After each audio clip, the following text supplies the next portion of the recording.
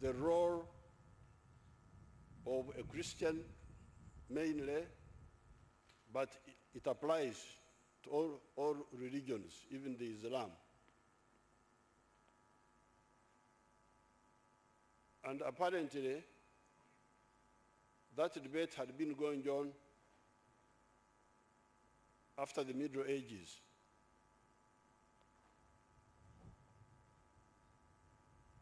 In the Middle Ages, there was a belief of predestination,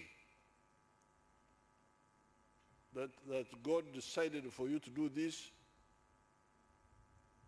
and whatever you do, that's what will happen. And then the other extreme was no, everything, this is now by the communists. There's no God. What matters is what you do. What they call the supernatural powers are not involved in what you do. However, my own experience, I think, shows a synthesis of the two. And even our ancestors here in Uganda, they had an inkling of it,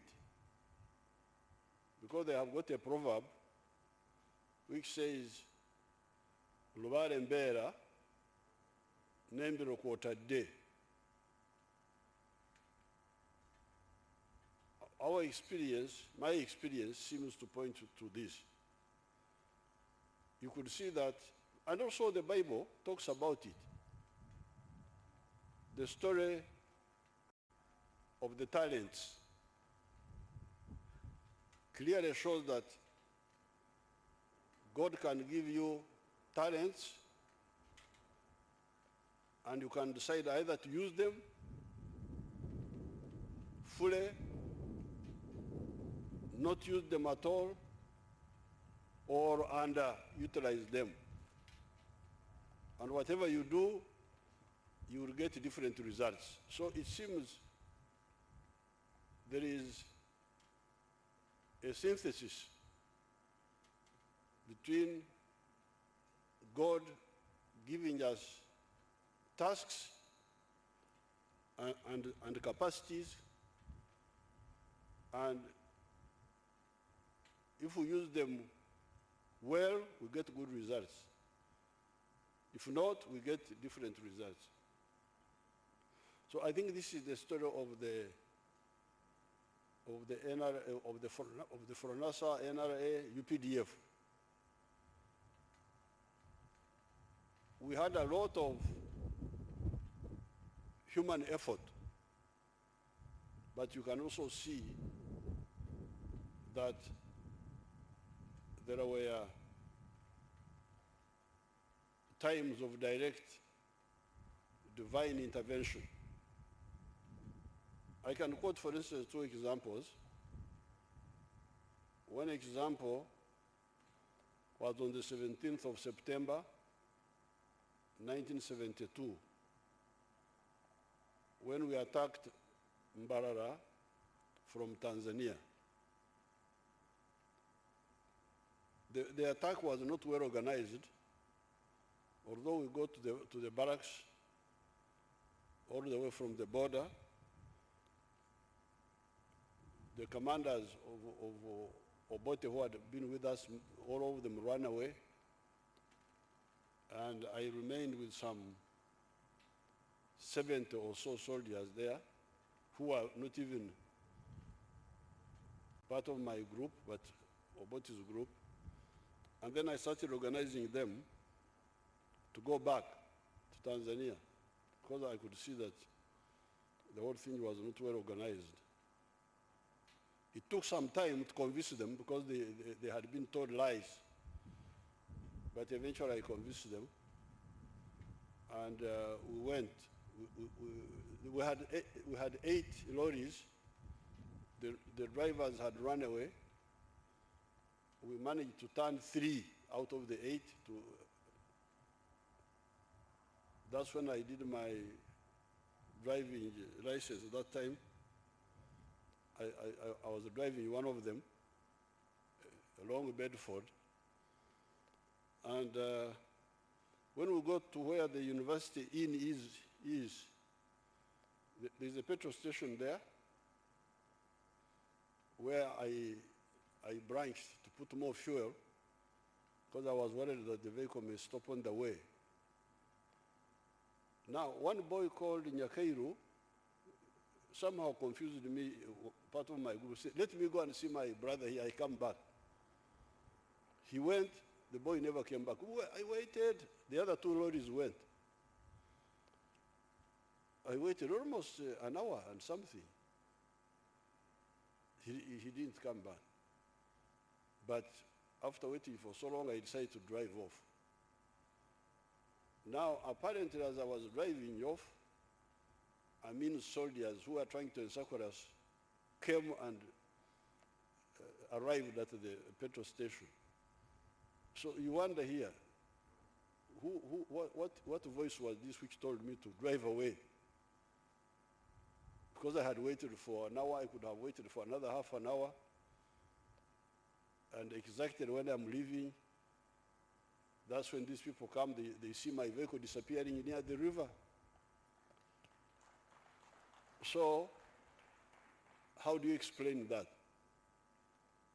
Is this just human effort, or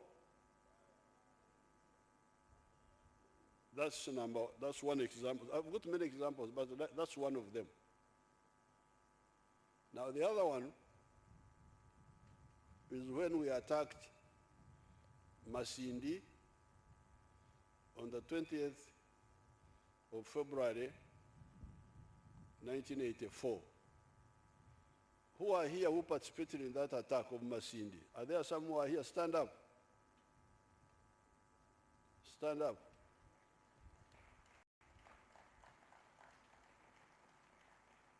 Come forward and we'll see you.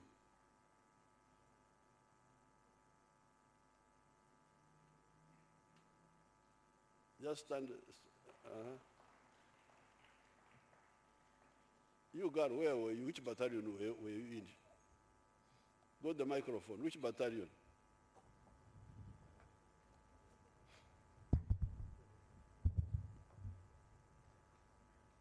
Afande, I'm Lieutenant Knight Atwini. You know me very well. Knight, yes. The one from Wikisoro? From Kavala Afande. Okay. Yes, sir. Which battalion were you in? I was in 2nd Battalion Afande. There was no 2nd Battalion at that time. Was it 5th Battalion by then? 5th Battalion. 5 Yes. battalion? Yes, sir. Okay. You were in that battalion? Yes, sir. Okay. And the other one? The officer?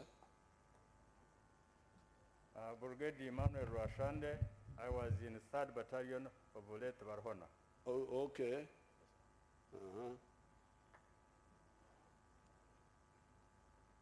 I'm Brigadier Tom Tumhairwe.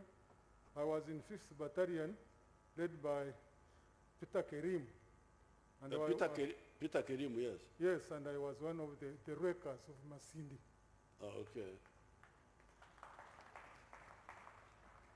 Major General Sam Chiwanuka, 1st Battalion of General Kutesa.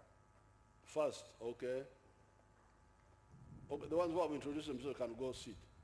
Warrant Officer 1 Eno Karwejira, 3rd Battalion.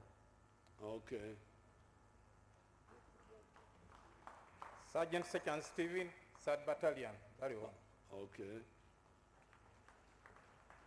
Warrant Officer 1 Mondo Abibu, 3rd Battalion. Sir. Thank you.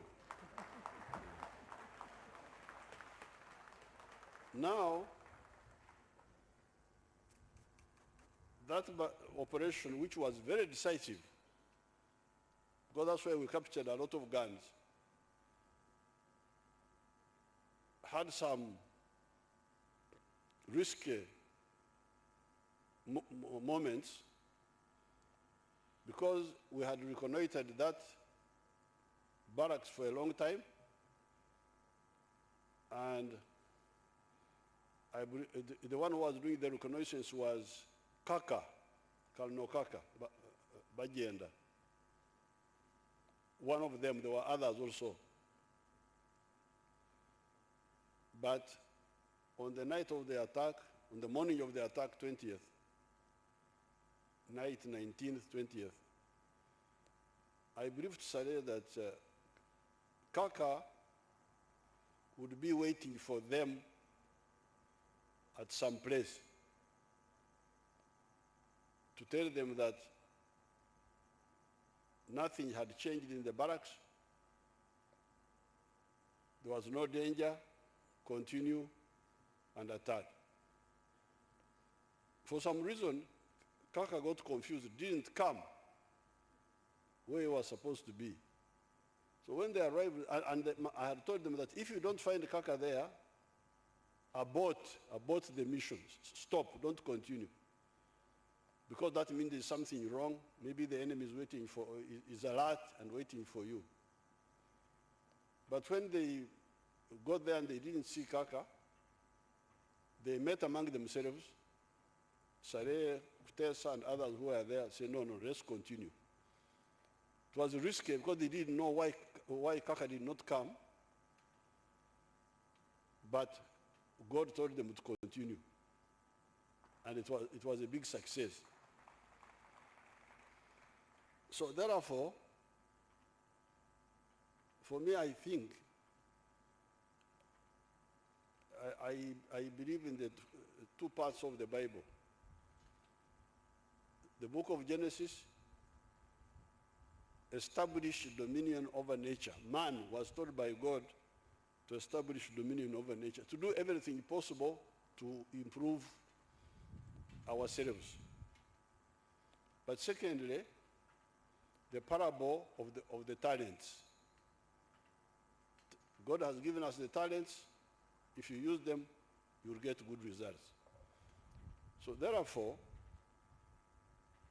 this is how I look at this whole effort of the struggle of the people of Uganda. God helped us. We had a vision which God blessed, and we put a lot of human effort, the effort which God had given us, and which we used maximally.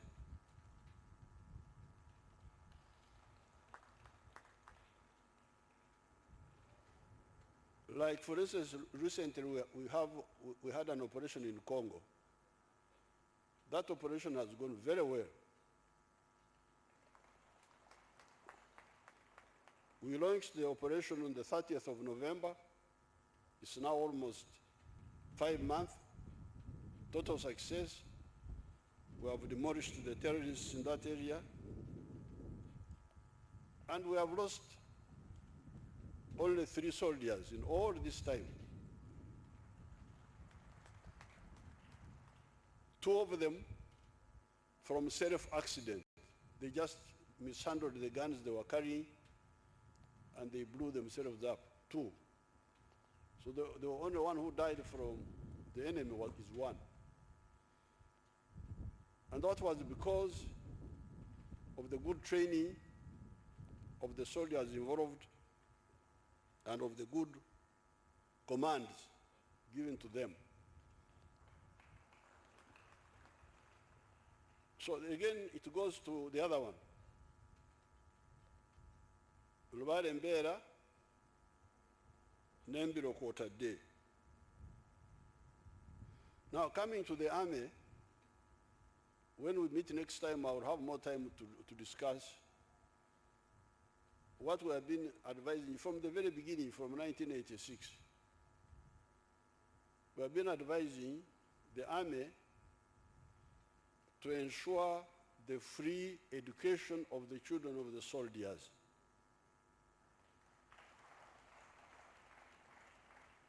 Yes, the soldiers may be getting small salaries, but let their children study free in government army schools.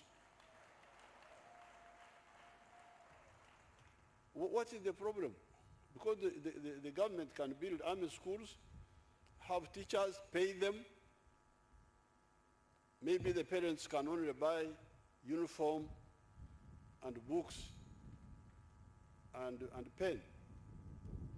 Why should soldiers have to have the burden of educational costs for their biological children? Of course, another problem is that when we introduced free schools in Jinja, Nakasongora, and so on, soldiers brought their relatives, their what? That was another problem in discipline.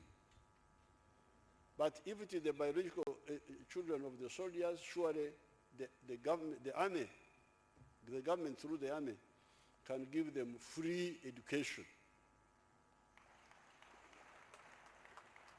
up to the end of secondary school, A level. I'm even thinking of setting up an armed forces university where the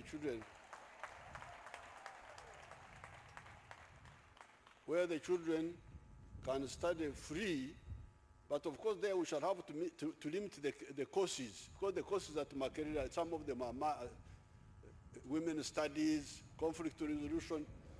Please, we cannot have those courses. Let them stay in those places. We go for the best courses, because otherwise you would have endless courses, which you cannot manage. But if you stick to the best courses, medicine, science, chemistry, biology, physics, mathematics, the social studies, you could have history and geography and political science and languages maybe, then surely we can educate these children free as long as they are doing those courses. If they want to do Latin and some, then they can go somewhere else at their own cost.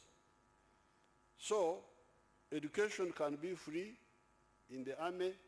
Health should be free. There's no reason why soldiers should be going to private clinics and so on. And then we had started thinking about the life in retirement. That's why we introduced this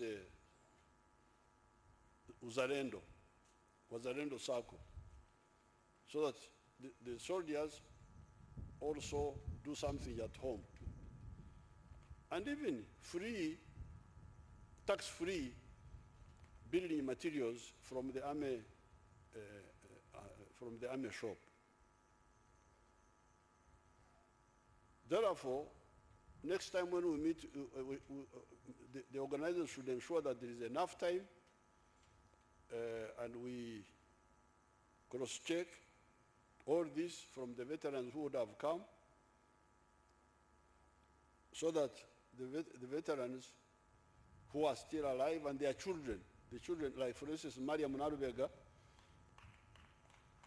the one Bishop really talked. Where's Mariam? Is she here?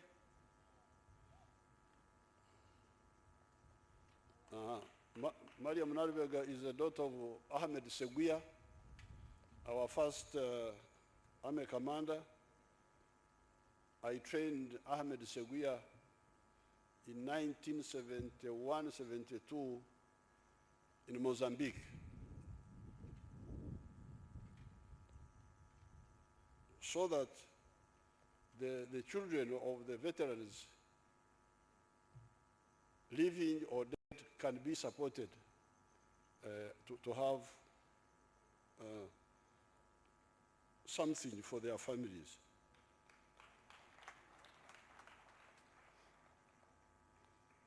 Now, on the issue of the archives, I have already told the Minister of State for Uero, Ars Cavoyo, to work on the NRM archives. She's working on it.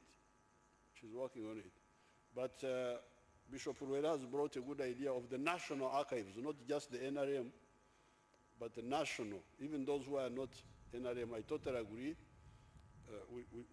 We shall work on that.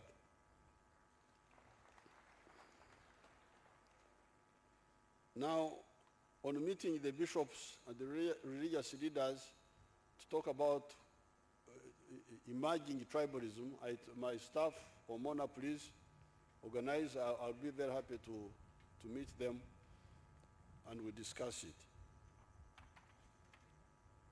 National dialogue, again, my staff should organize. I meet and we discuss that. We have no problem with that. But what we did not like were conditions. This one we didn't have time for that. As you can see, we are busy, we are moving forward. We had this big battle with the corona, we have gone through it. Now there's a new problem. There are conflicts in Europe which are affecting the prices. I've been seeing people talking in the media about the price of oil, this is because of the conflicts in Europe now between Russia and the other Europeans.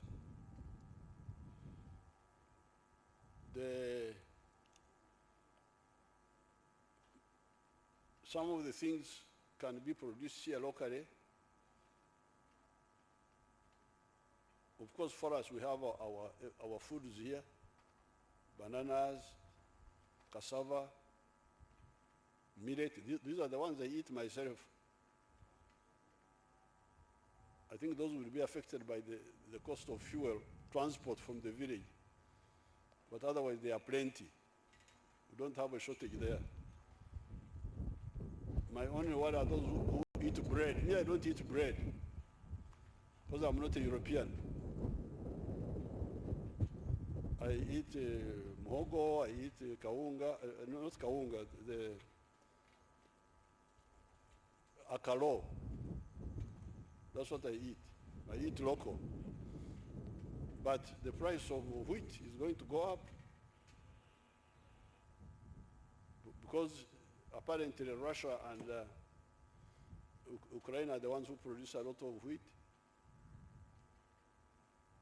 And but that's the main cause. So I think the Ugandans should be prepared this is not a local problem. It is a problem of the whole world, especially where we depend. Of course, when our oil comes out, if it was already out, we would be very rich. We would get a lot of money by now.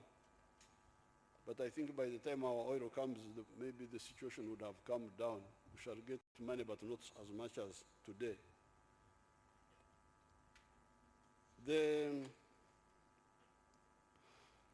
On the issue of torture, which I have heard people talking about, I know about this whole issue. I have written about it.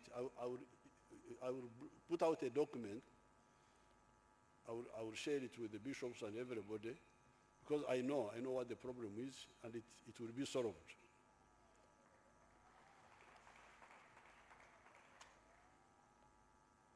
Now, on the issue of the army chaplains, of course, I was a bit hesitant because how can a confused person help another person? Because the religious leaders were the most confused. Talking God when they are implementing Satan. So we said, please, we are better off without you. Keep away. Mukaye huko. How can you say you are religious when you hate somebody because he's a Protestant, because he's a Catholic, because he's a Muslim? You shouldn't come near us. But Bishop Ruel is saying that they have improved.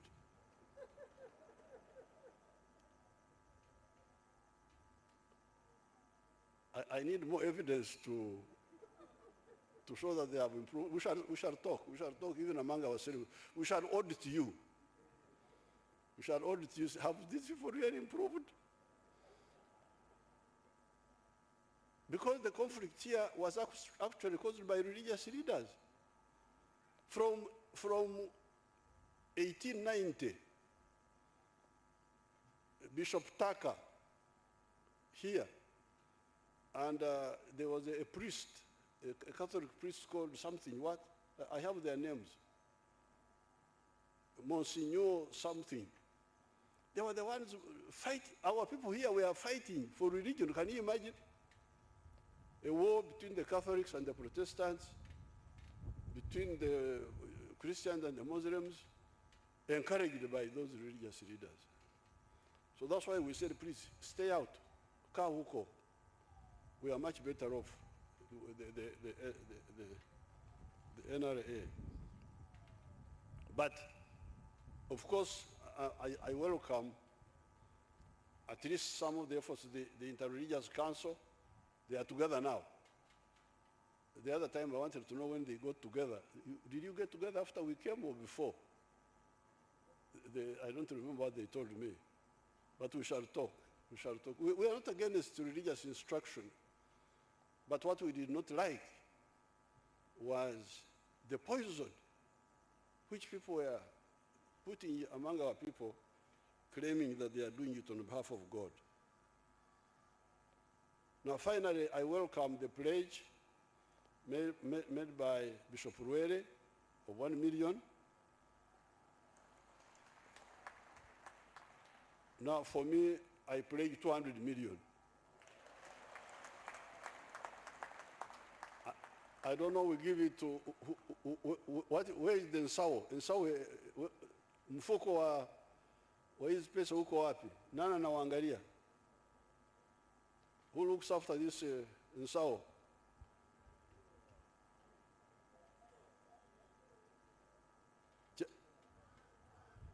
Bishop Ruere, Biangoma, Chasimre. Okay. So, with these few words, I congratulate the NRA UPDF fraternity on the year of 35. No, what was it? 30. It was 41st, sir. 41. Yes, sir. 41 anniversary of the tarehesita, but on this occasion of the remembering to thank God. Thank you so much. I wish you good luck.